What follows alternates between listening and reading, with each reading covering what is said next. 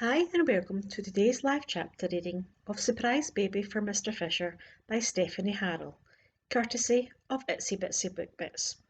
Chapter 1 Harper. Through the storminess of the sea is unmatched in power, it always returns to calm. The easy solitude of the ocean and the shore, my special place, is where I felt complete. It had always been this way.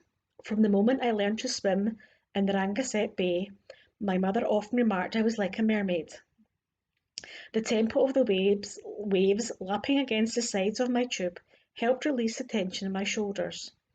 The swaying kept me adrift and relaxed. Quietly, I sang a modern pop song from my favourite female artist. The upbeat lyrics about shaking off negative comments resonated with me and was stuck in my head. Harper! I jumped at my older sister's call. My sisters, all six of them, were probably ready to leave the quiet inlet, but I wasn't ready to go yet. With a groan, I kept my eyes closed and did my best to ignore her, until the rest of my sisters joined in.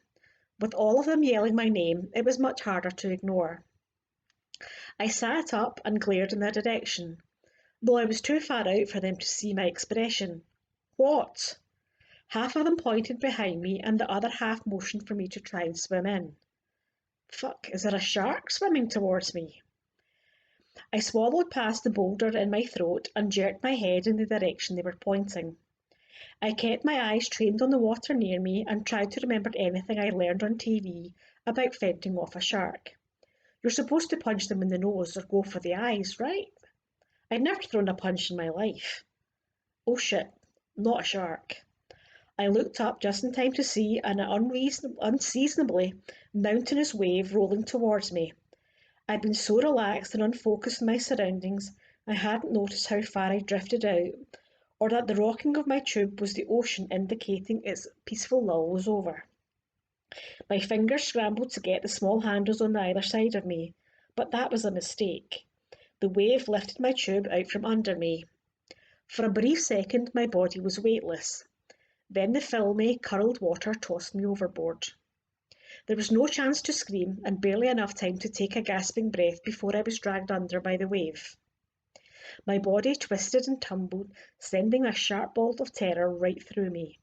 My throat squeezed shut, trapping the tiny bit of oxygen I'd drawn in seconds before I'd lost my grip on the tube. After what felt like an eternity, the water finally calmed enough so that I stopped rolling. Salt water stung my eyes as I searched for the surface. Panic gripped me. I couldn't tell which way was up. I forced myself to shove down my panic. It wouldn't help me right now. My lungs forced me to acknowledge that I was running out of air. They burned, and my reflexes pushed me to open my mouth, but I stubbornly kept it shut. I am not about to fucking drown. Finally, I caught a glimpse of the sunlight glinting off the surface of the water. I kicked hard to force my way upwards. My head popped up, and I only had time for one gasping breath before another wave crashed over my head. This time I was able to find a spot to dig my feet into the rocky ocean floor. I pushed through the pain created by the sharp edges against the soles of my feet, while the inky black water that reached my chin created a murky void. Fortunately, the wave had pushed me forward towards the shore instead of away from it. The erratic beating of my heart returned to its regular rhythm. With water up to my shoulders, I took tiny steps towards the shore, praying I didn't step on anything gross. Forcing my way forward against the strength of the tide, I'd ended up further away from my sisters than I'd realised. Cool water splashed at my right breast, which had popped out of my swimsuit. I shoved the straps of my suit back up and tucked my breast in before the upper half of my body broke the surface. Thank God I'd caught my wardrobe malfunction before embarrassing myself. My sisters would never have let me live that down. I shuffled forward a few more steps before the water shifted, pushing me off balance. I whipped around, dreading what I would find. Another fucking wave. This time when it slapped down over my head, I was ready. I held my breath and tried to duck down. But it was too late. The force of the next wave knocked me under its surface. I tumbled, scrambling to stand in the violent surf. Finally I was able to right myself. Elated, I fought the urge to yell "ha" at the choppy water now that I'd defeated it. As the water receded, I realised my freaking bathing suit bottoms had been yanked down to my knees. It was a losing battle to keep myself steady while unsuccessfully working to pull my bottoms up. My knees slammed down into the rocky ocean floor. I gritted my teeth as the tiny particles of sand and rock dug into my skin. The pain pushed me to work faster. I yanked upwards with short, frantic tugs, only proceeding to twist them further. I wanted to scream in frustration. Without warning, a firm hand slipped under my armpit and wrapped around my chest. My butt brushed against the hard rock body behind me. "What are you doing?" I screeched and struggled against his hold. His arm locked, holding me still. "You have to stop or you'll force us both under. We can still drown in shallow water," he grumbled. "Then let go of me," I bit out. It was only a matter of time before he realised I was partially clothed. "Try to relax. I've been watching you struggle. I'm helping you," he growled into my ear. The sound of his rough voice rumbled against my back. His body was hard and oddly comforting, sending a shiver through me. I stiffened, fighting the stimulating effects of his skin next to mine. How could I be turned on by only the sound of his voice and his forearm? Because damn, his forearm was hot. His muscles tightened as he secured his grip around me. His arm pushed up and under my breasts, and I ached to have his arm or hands move higher. "Trust me, I've got this. Let go, please." As if giving me the middle finger, the ocean decided to dump a massive wave over us. I sputtered and spat out salty water. "Yeah, how's that working out for you?" he teased in his low, deep, sexy voice. I was pretty sure if I looked at him, I'd see a smirk on his face. "Just fine now."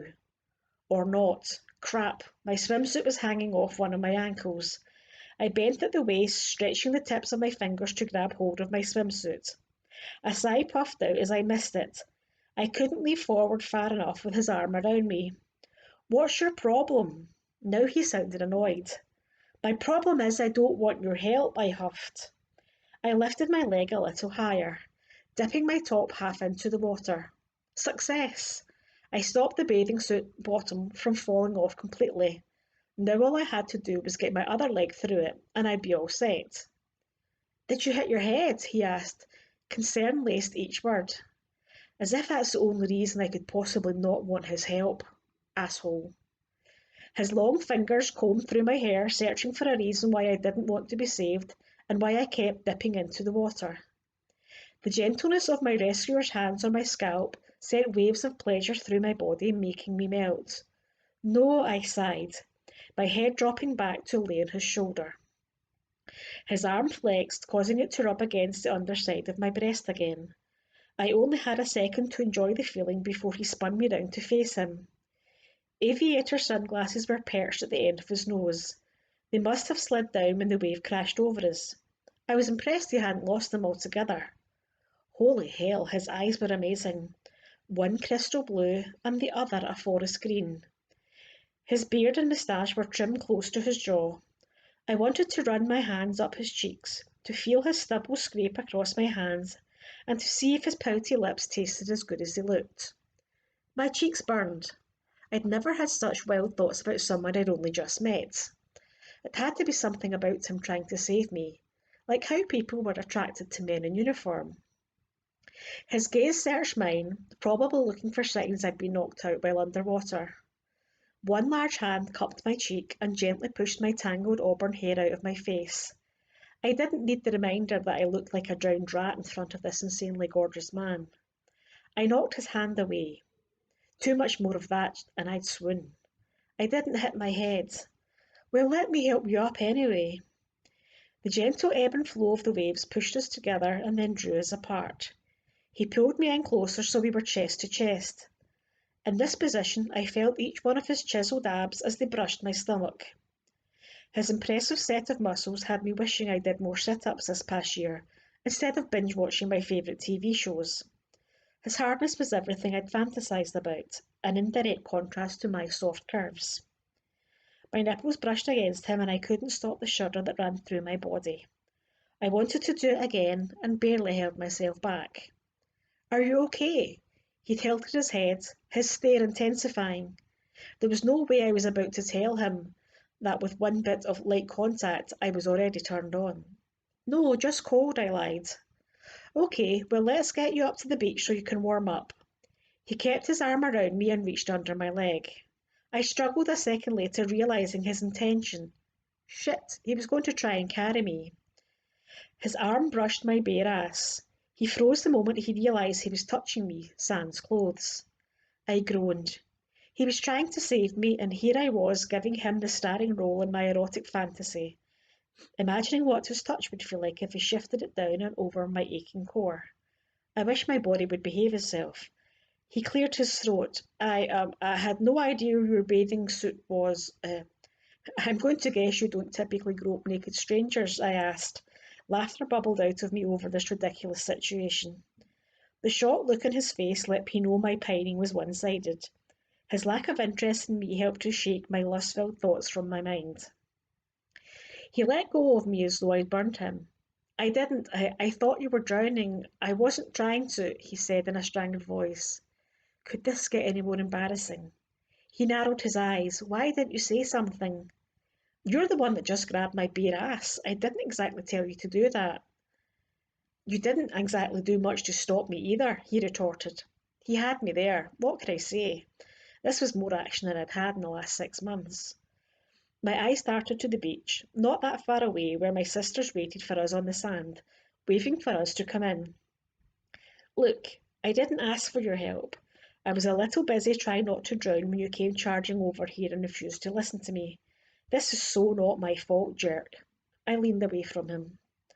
A wave shoved us closer together, causing my hips to float and rub against the front of him, as if things couldn't get any weirder. My face grew warm as I came into contact with the erection hiding behind his bathing suit trunks. Still pissed at him, I raised my eyebrow. Are you going to blame that on me too? I pointed my finger down between us. His shoulders dropped a fraction of an inch. No, listen, I'm sorry. I just. You what? Nothing. I'm sorry about that. He glanced downwards and then back at me. You're beautiful. My body's reacting. Now that's an excuse. What? This guy was a 10, maybe even a 20. Did he just say I turned him on? He didn't respond to my question, although I hadn't asked much of one either. Do you really want to help me? I sighed, my annoyance turning to resignation. Yeah, that was the point of all this. Then stand in front of me while I fix myself in case another wave tosses me. Then I can grab hold of you. I patted his tan forearm. Cade. His gaze locked onto mine, searching my face. For what, I didn't know. His intense stare was confusing and welcoming at the same time. I had this crazy sense that we'd met once before. You'll have to turn around first, Cade. I wasn't sure, but for a second I thought I saw him flinch. Was he embarrassed by the obvious way his body acted? Right. He withdrew his arm from around me and discreetly turned to face the shore, shielding me from the onlookers with his broad shoulders. I ducked under water to grab at the bottom edge of my bathing suit, grateful the ocean had calmed. With both of my hands free, I untangled my bottoms, pulled them up, and popped back up to the surface. I sighed in relief, knowing the entire beach wouldn't get an eyeful of my crotch or ass. I tapped Cade's muscle shoulder. I'm done. Cade turned back to me. After one more searching look, he offered me his hand. I slipped mine into his, liking the way we fit, and how his grasp tightened when I immediately lost my balance. He didn't have to know it wasn't the rocks or water that threw me. It was him and the sparks that ignited me within his touch. God, he's gorgeous. He had cheekbones most girls would die for. His sunglasses hid his beautiful eyes, and his sandy blonde-coloured hair curled around the edges of his ears. On anyone else it would look messy, but on him it looked stylish. With my attention no longer focused on not drowning, I took in the tattoos decorating his arms and back. A beautiful dragon spiraled around and over his shoulder blades. A tribal tattoo of a phoenix highlighted the bulging muscles on his right arm, and the words, "Life can only be understood backwards, but must be lived forwards," were inked in small print under the base of his neck. You okay? He tugged in my hand. I'd fallen a step behind him. Yeah, sure, why? My gaze shifted upwards. I hated that his sunglasses now covered his eyes. You stopped short. Heat crept along my cheeks. I was checking out your ink. He laughed. Okay, that was honest. I'm a straight shooter, I shrugged. There's no sense in being otherwise. I like that. He gave me another half smile as we made our way back to the beach. My sisters rushed to my side, all of them swarmed me, forcing my hand from his. Even though I knew nothing about this man except for his first name, disappointment spread through me. I missed his touch. With one last look and a quick wave, he turned and strode away.